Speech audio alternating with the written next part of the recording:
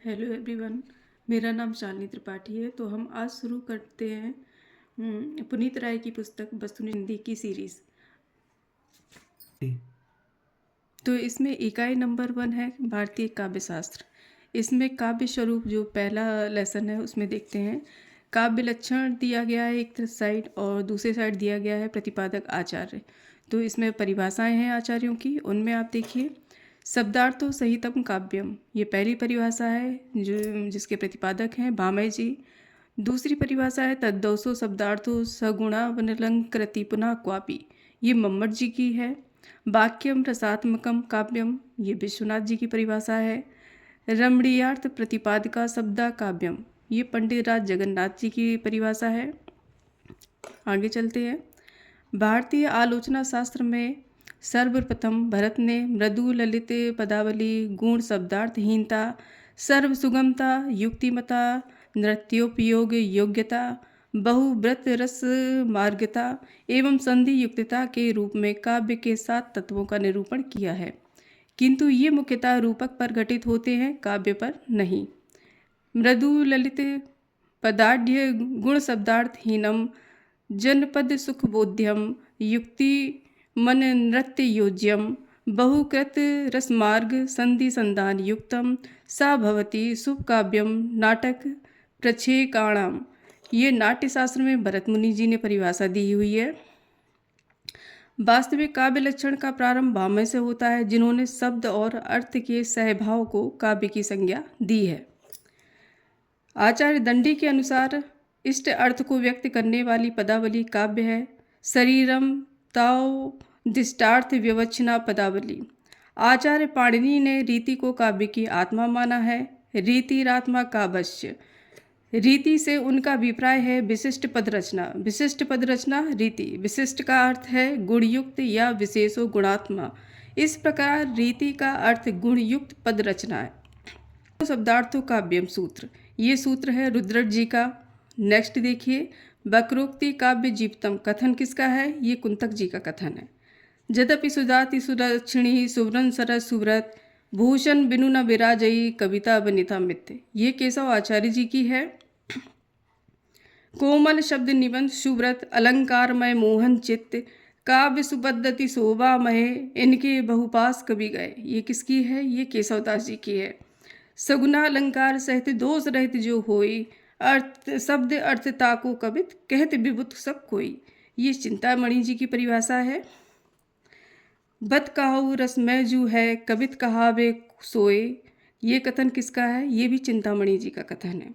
जगते अद्भुत लोगोत्तर चमत्कार यह लक्षण मैं करियो, काव्य के विषय में यह पंक्ति किसकी है? ये कुलपति मिश्र जी की पंक्ति है। नेक्स्ट चलते हैं।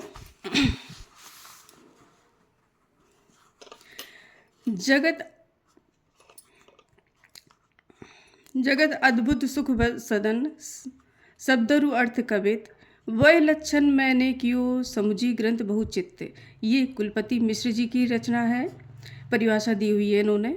शब्द ज्योति अरथ मन रसमत सुजत शरीर चलत बहे जुग छंद गति अलंकार गंभीर, ये कवि देव की रचना है। व्यंग जीव कही कवित को हृदय सु सुनी सुधुनि पहचानी शब्द अर्थ कही देह पुनि भूषण भूषण जानी, ये प्रताप शाही जी की परिभाषा है। शब्द अर्थ संगम सहित भरे चमत्कृत भाए जग अद्भुत में अद्भुत ही सुखदा काव्य बनाए, ये ग्वाल कवि की परिभाषा है। नेक्स्ट देखते हैं। अंतःकरण की वृत्तियों के चित्र का नाम कविता है, यह कथन है आचार्य महावीर प्रसाद द्विवेदी जी का। अव्यक्त की अभिव्यक्ति जगत है अतः कविता की अभिव्यक्ति की अभिव्यक्ति हुई है, कथन ये किसका है? ये रामचंद्र शुक्ल जी का है।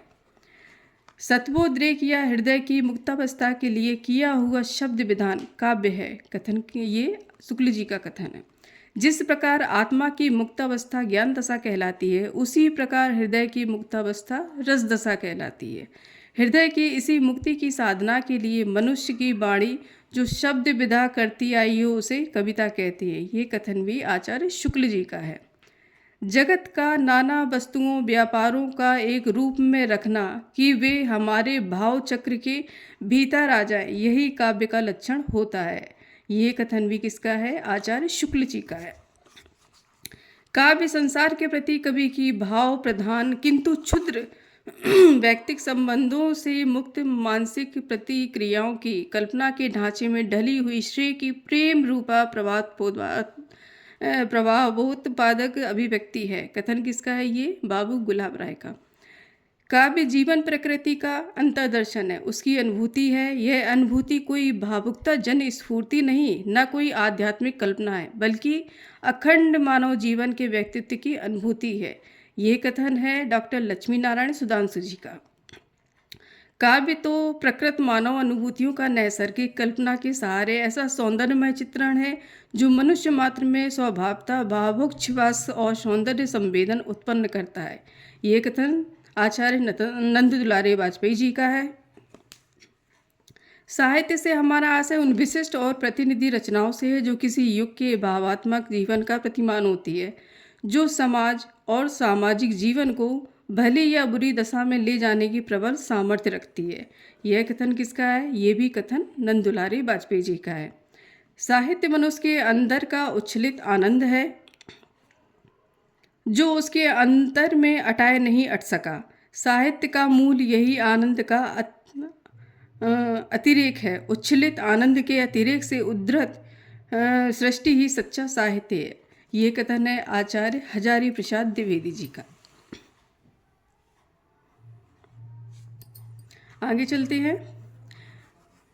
दुर्गतिहीनता और परमुखापेक्षिता से बचा ना सके, जो उसकी आत्मा को दे, जो दीप्त ना बना सके, जो उसके हृदय को पर दुख कातर और संवेदनशील ना बना सके, उसे साहित्य कहने में मुझे संकोच होता है। यह कथन कहा है आचार्य हजारी प्रसाद द्विवेदी जी ने।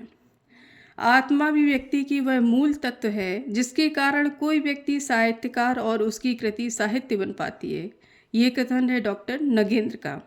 साहित्य जनता की वाणी है, उसके जातीय चरित्र का दर्पण है, प्रगति पथ में बढ़ने के लिए उसका मनोबल है, उनके सौंदर्य की चाह पूरी करने वाला साधन है। यह कथन है डॉक्टर रामविलास शर्मा जी का। कविता सबसे पहले शब्द है और अंत में भी यही बात रह जाती है कि कविता शब्द है। ये कथन है अगे जी का। काव्य आत्मा की संकल्पनात्मक अनुभूति है जिसका संबंध विश्लेषण, विकल्प या विज्ञान से नहीं है। वह एक श्रेयमयी प्रेम रचनात्मक धारा है। कथन है जयशंकर प्रसाद जी का। साहित्य अपने व्यापक अर्थ में मानव जीवन की गंभीर व्याख्या है। ये कथन है पंत जी का। कविता हमारे परिपूर्ण क्षणों की वाणी है। ये कथन है पंत जी का। कविता सबसे बड़ा परिग्रह है क्योंकि वह विश्व मात्र के प्रति स्नेह की स्वीकृति है। वह जीवन के अनेक कष्टों का उपेक्षा युग बना देता है क्योंकि उसका सृजन स्वयं महती वेदना है। वह शुष्क सत्य को आनंद में स्पंदित कर देती है क्योंकि अनुभूति स्वयं मधुर है। कथन है महादेवी वर्मा जी का।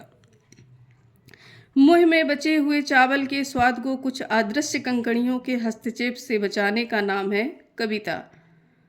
ये पंक्तियां हैं केदारनाथ सिंह जी की। कविता शब्दों की अदालत में अपराधियों के कटघरे में खड़े एक निर्दोष आदमी का हलफनामा है। ये पंक्तियां हैं धूमिल जी की। कविता भाषा में आदमी होने की तमीज है। ये कथन है धूमिल जी का। आगे के लिए कल हम मिलते हैं और नेक्स्ट चैप्टर होगा, इसका टॉपिक होगा काव्य हेतु।